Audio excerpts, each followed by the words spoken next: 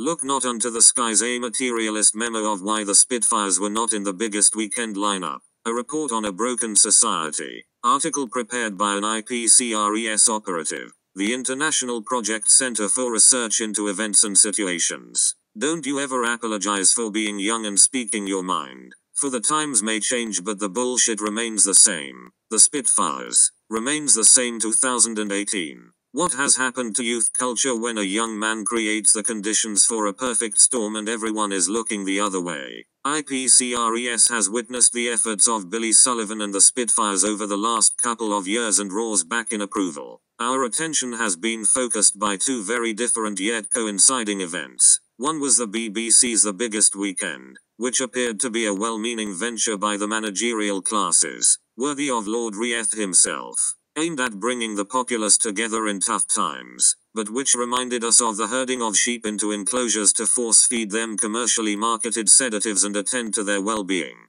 Here I must point out that only those that have suffered have the right to spitfire. I am talking about us all here. My generation. Retour la normale as the French say. The other event. The seemingly innocuous release of a new single by a young band from Watford. The Spitfires. Evidence that there are still citizens with the intuitive will to resist. Desperately and maybe even heroically trying to cut through the layers of passivity and misinformation in search of something real. Miserable though it may be. Instinctively countering the effects of the homogenizing opiates that have turned our generation into human resources wandering unthinkingly and debt-ridden through the malls, cafes and designer bars before retreating to their cramped quarters to sleep. I hope I die before I get old. A whole generation that doesn't drink to forget but has forgot why they are drinking. It is only through our Friday revels that we glimpse the edges of life, second-hand and through a government-sanctioned haze that can only generate an ungenerative confusion. A glazed passivity is imposed upon us through enforced retail grazing in service to a machine that does not register our interests and is erasing human resourcefulness. Even our elders who lived through better times of civil protest,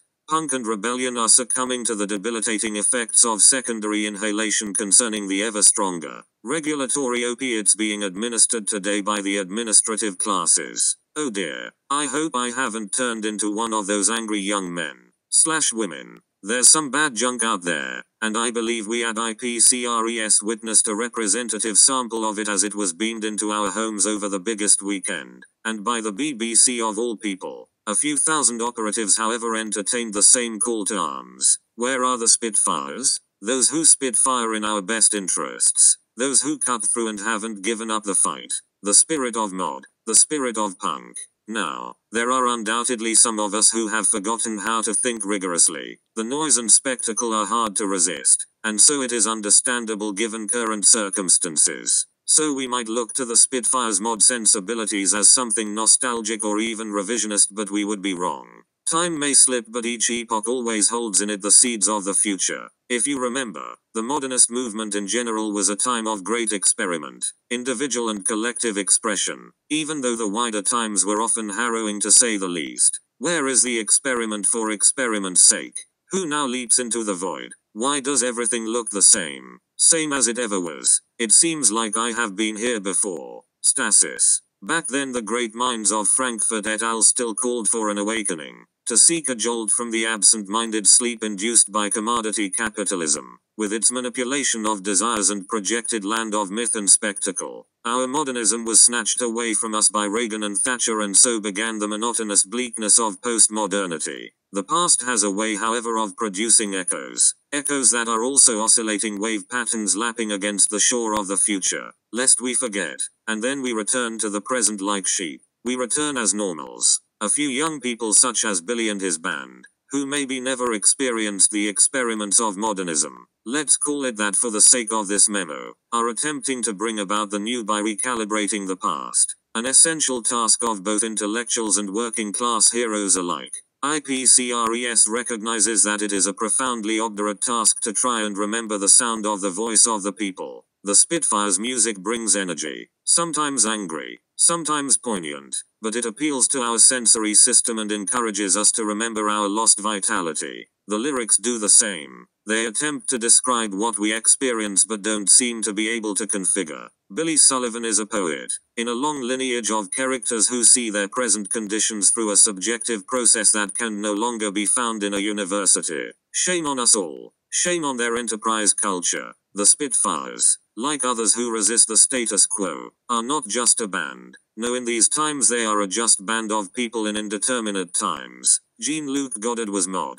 For sure. They are young working class men trying to make their way in the contemporary world, but crucially and almost exclusively they recognize the road as crooked. Why? They have integrity, something that is almost as archaic now as the notion of virtue espoused by the ancient Stoics. A virtuous society that performed its own truth back to the natural world. The Spitfires have embraced a modernist dress code in a way that goes beyond the commercialization of nostalgia. Witness the wearing of Ramones t-shirts from oppressive high street corporates as a harmless echo of the Big Bang. Dressing mod is a sensibility. Being mod is looking better than your boss. Epictetus says, material things are indifferent, but how we handle them is not indifferent. A well-chosen sensibility enhances a life philosophy. It says I'm alive. I'm an individual in the truest sense, and I proudly and virtuously take a stance against your sick planet that I did nothing to infect. I will have none of your corporate dream and your opiate pushing 1%,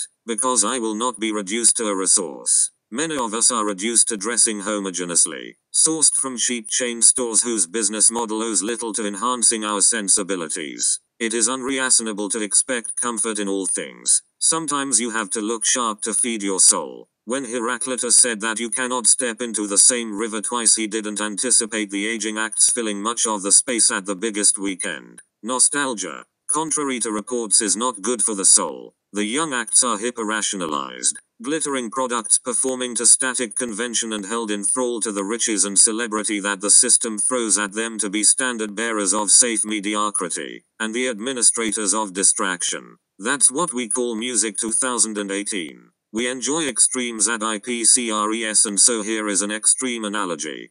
Can it be that the Spitfires amongst us arguably still hold the arc of an imagination that vaguely recalls the stand of the Spartans at Thermopylae? We have to fight for our right to imagine, invent and experiment, yes, and party, even though such a democratic perspective might always have been imaginary. The more of us that adhere to our conception of truth, holding the rusty nail tight in our fists to stop from going under, see the IPCRES file, the less victims there will be in a world gone mad through mind altering blandness in service of profit for the grasping classes. Amongst those of us who think, and there are still many, you might think that the issue of class belongs to the past, but once again you would be wrong. The working class, precariat or new proletariat, whatever you want to call them, are once again legion. Most of us are measured every day, but how can we match up if our rights are continuously eroded? If you sit behind a computer doing what you consider to be largely useless work, with slow wage growth and receding working conditions, you are part of a widening precariat of workers. If you are subject to rampant managerialism,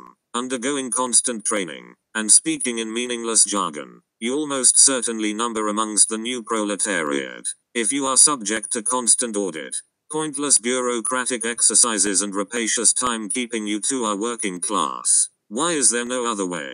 If you are only the loss of a few months' pay away from the streets, or subject to obscene levels of rent for derisory space, you are a member of the new precariat maintained as such by the so-called political and economic elite in order to keep the machine running and the profit flowing. If you work in the Uber economy being told that it unlocks the freedoms of your working life choices, you are definitely working for the man. In other words, you are a human resource. Epictetus, of one thing beware, O man, see what is the price at which you sell your will. If you do nothing else, do not sell your will cheap. A Spitfires concert, other like-minded bands are available, is a call to arms where you feel elevated into the possibility of a new Refusenic situation, reminded of the vitality, productive energy and indignant anger of the human condition when affronted. The biggest weekend was a corporate bash organized through absence of mind as an illusion of a brave new world that belongs to none of us. It fed the nation a hospital diet designed to institutionalize us, a diet that was of course tendered out to corporate hospitality in order that profit could continue to be made.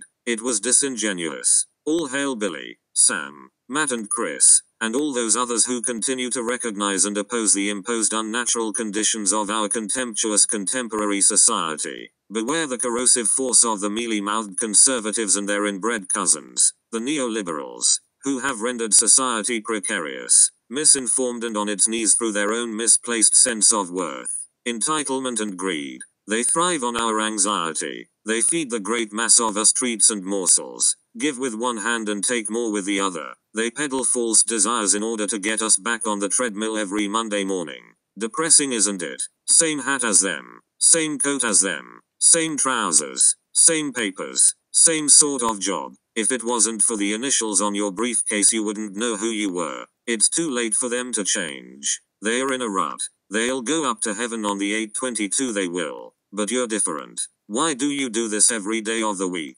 Wasting your life. Well, it's my job. How long have you been doing it? 14 years. And what do you do? I add up figures. What are these figures for? Well, they're for. I don't know. I just add them up and hand them in. Great institutions like the BBC, who used to stand for real values, are now fallen under the thrall of managerialism, corporate aspiration and market-led competition. Somebody there surely recognizes the illusory transparency of a mass audience being turned into a mass resource for the insatiable deity that we call the market, and to whom we make constant offerings from our natural inheritance, our place in the world, our right to authentic experience, in the vain hope of a stable and peaceful life. There is an obscure aspect to this hip, irrational, corporatized world of ours. A darkness that first overshadowed the human experience and now throws a shadow on the human condition. As Marcus Aurelius said in Roman times, what are the directing minds of these people? What are they set on? What governs their likes and values? Train yourself to look at their souls naked, when they think that their blame will hurt or their praise advantage. What a conceit that is. The Spitfires say today, a new chapter is dawning. You tell yourself every morning. Well, claim responsibility. We can only dream of such ability. These are the views and opinions of the International Project Center for Research into Events and Situations and are not necessarily representative of either the Spitfires or the BBC.